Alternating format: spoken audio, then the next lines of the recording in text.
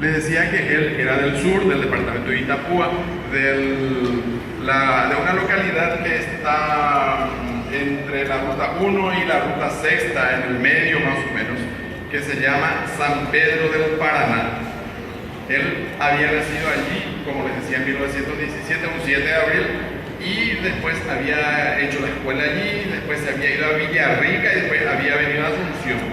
Les había dicho también que él no solamente era alguien que tocaba la guitarra, que componía música, que a veces escribía poesía, que escribía algunos ensayos, sino que también era un político colorado.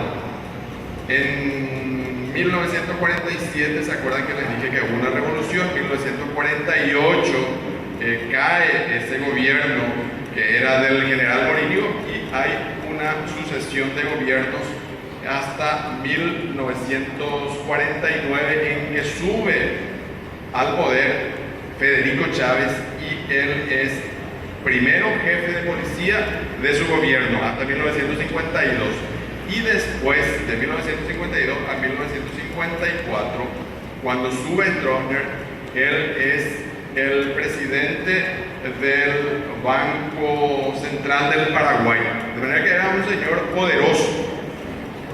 Luego, cuando Stroessner sube al poder en 1954, los primeros años andan muy bien, andan de amores. Pero, como Stroessner tenía miedo de su liderazgo, porque él era un líder civil y Stroessner era un militar, ¿y quién es el que tiene que estar en el poder? Un civil. A veces, ocasionalmente estaba un militar, pero no todo el tiempo como él se quedó 35 años, ¿verdad?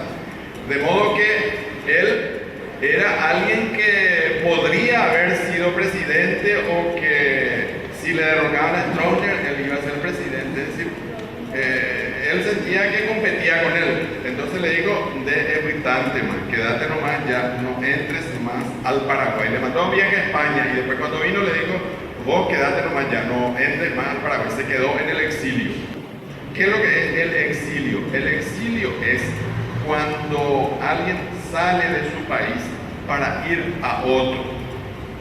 Hay un exilio económico.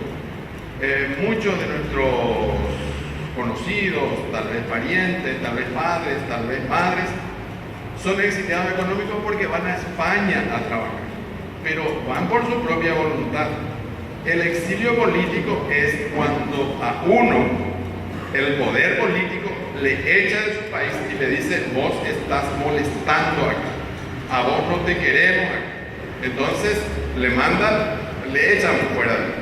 En 1982 a Roa Bastos le echaron de acá. Hoy ABC publica, si ustedes miraron la tapa o vieron en la televisión, que cuando Roa con su valija se va a Clorinda, el exilio, es decir, expulsado del país. Eso también se llama destierro, porque des significa sin y tierra, sin tierra. Le quita de su tierra, le quita de su entorno, de su comunidad. Entonces, eso es lo que pasó con Méndez Fleitas. ¿Y cuál es, fuera de su actividad política, para nosotros, que le recordamos a Emiliano, que le recordamos a los poetas, etcétera, que tenemos una memoria colectiva? ¿Cuál es la relevancia de Epifanio Méndez Fleitas? Y él nos dejó unas canciones realmente hermosas, unas canciones fabulosas. Entonces, cuando nosotros le recordamos, estamos recordando su música, estamos recordando sus obras, estamos recordando sus composiciones. Hay varias.